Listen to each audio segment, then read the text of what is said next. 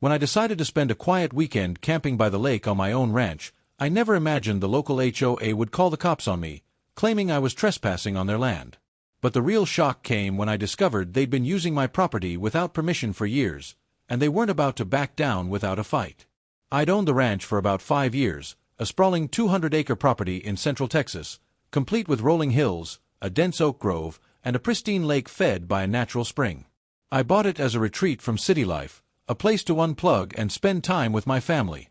The lake was the crown jewel, clear, calm, and perfect for fishing or just sitting by the fire.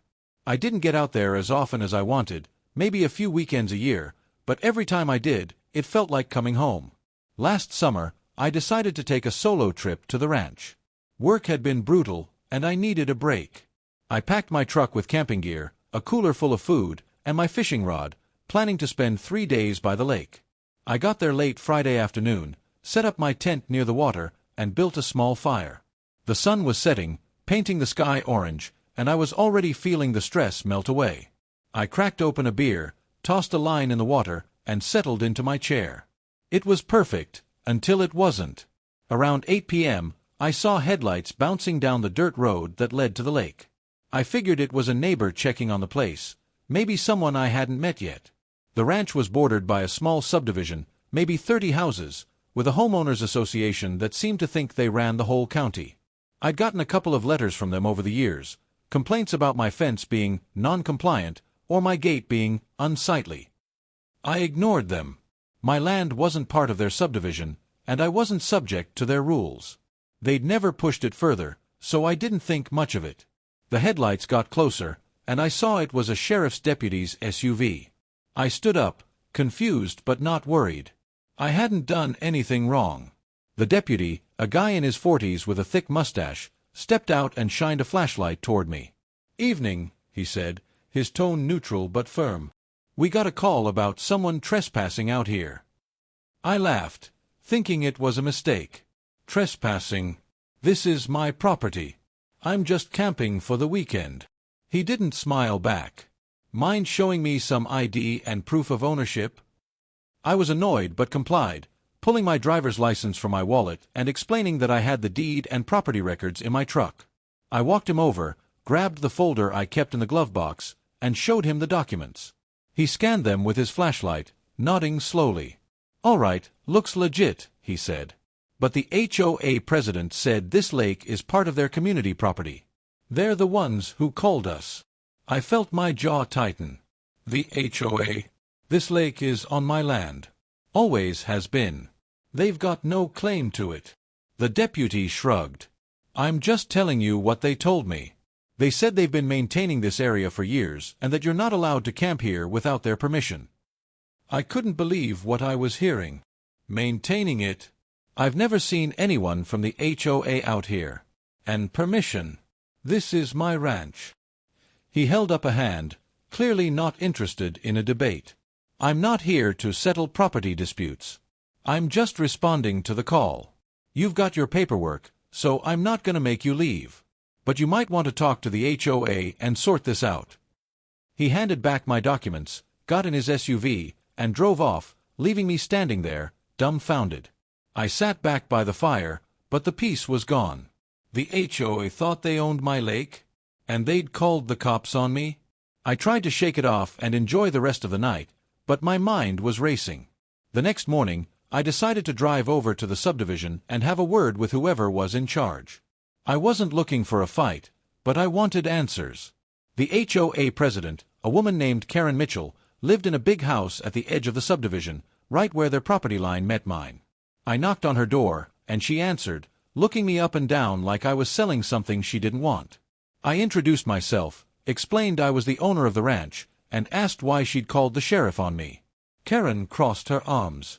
"That lake is part of our community amenities," she said, like it was obvious. "We've been taking care of it for years, mowing the grass, stocking the fish, keeping it clean. You can't just show up and treat it like your own personal campsite." I kept my voice calm. "Ma'am, that lake is on my property. I have the deed, the survey, everything. Your subdivision doesn't own it." She shook her head. "The developer told us the lake was ours. We've got documents, too.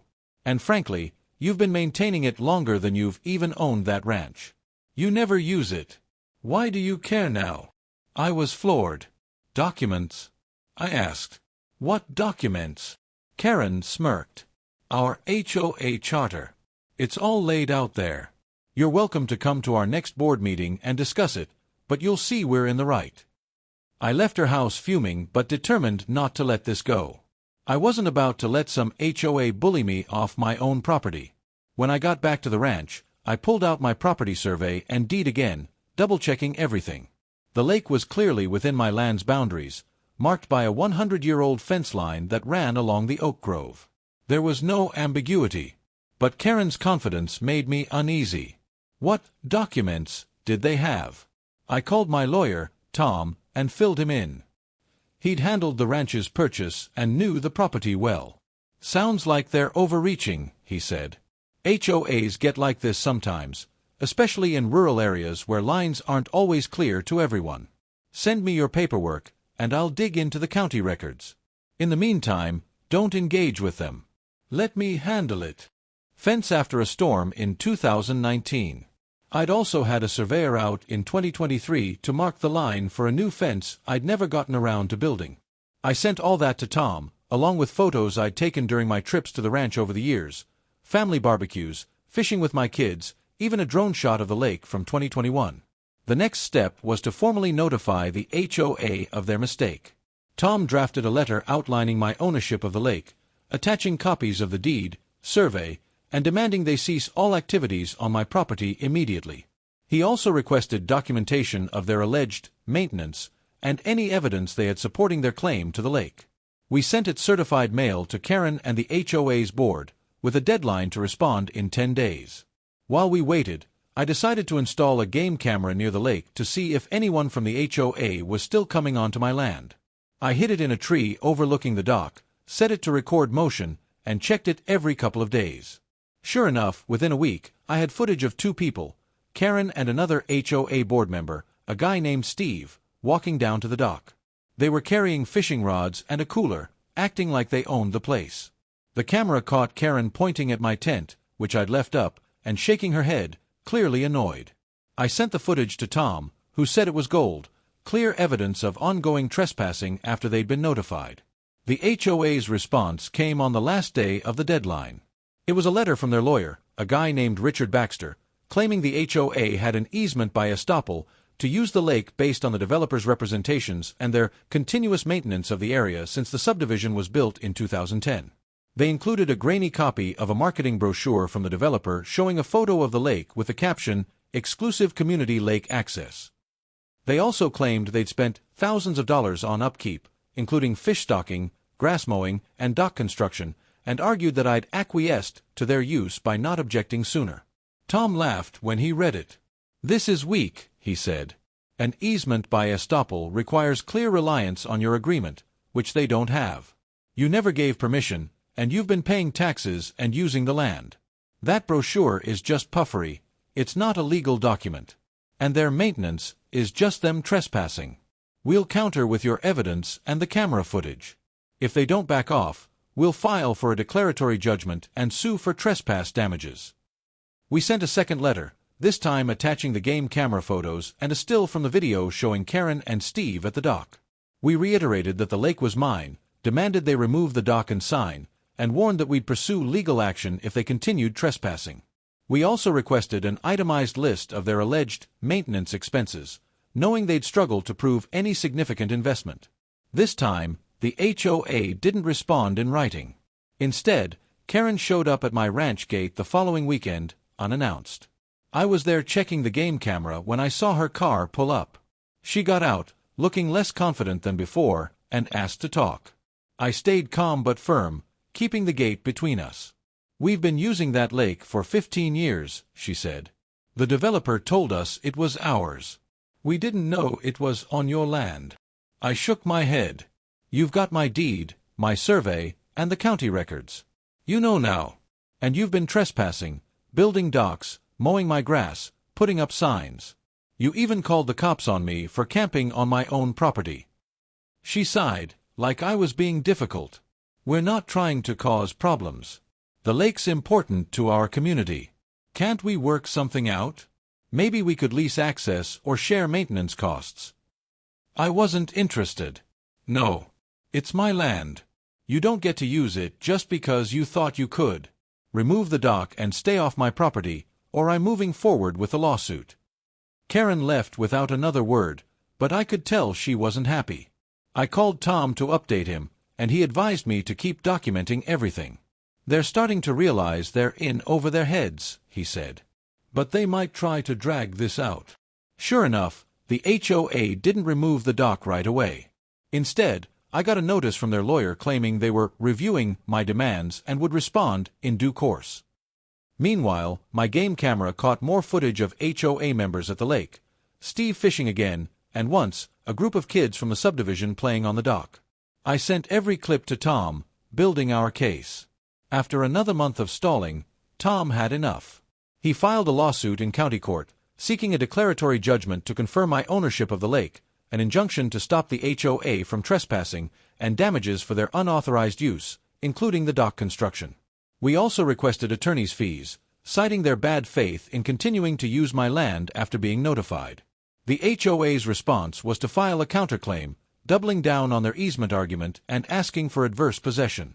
They submitted affidavits from neighbors claiming they'd used the lake openly since 2010, along with receipts for fish stocking and lawn care invoices totaling about $3,800 over 15 years. They also argued that my absence from the property meant I'd abandoned my right to object. Tom wasn't worried. "Adverse possession is a high bar," he said. "They'd need to prove exclusive continuous use for at least 7 years, and they acted against your ownership. Your taxes, repairs, your surveyor visits, and photos show you never abandoned the property. And their use, a few fishing trips and mowing some grass, doesn't cut it. The camera footage seals it. They kept trespassing after you told them to stop." The case moved slowly, with discovery dragging on for months. We deposed Karen and Steve, who admitted they'd never checked the property records before using the lake and relied entirely on the developer's brochure. They also couldn't produce any evidence of my agreeing to their use. Their lawyer tried to paint me as an absentee owner who didn't care about the lake, but Tom countered with my records and photos, showing I'd been active on the property. In the end, the HOA's case fell apart. The judge granted our motion for summary judgment, ruling that the lake was unequivocally mine, that the HOA had no easement or adverse possession claim, and that their continued use after my notice constituted trespassing. He ordered them to remove the dock and sign within 30 days and pay $5,000 in damages for the unauthorized construction, plus $15,000 in my attorney's fees. The injunction barred them from setting foot on my land again. Karen and the HOA board were livid, but they had no choice but to comply. I watched from my truck as a contractor they hired dismantled the dock, piling the wood in a truck and hauling it away. The HOA members' only sign came down too, and I replaced it with my own, "Private property, no trespassing." I thought that was the end of it, but a few weeks later I got a call from a neighbor in the subdivision, not an HOA board member, just a guy who'd lived there for years. He apologized for the whole mess and said most of the residents hadn't known about the dispute until the lawsuit. Apparently, Karen had been telling everyone the lake was theirs, and the board had been collecting extra dues to maintain it. The neighbor said people were furious, and Karen was facing a vote to be removed as president.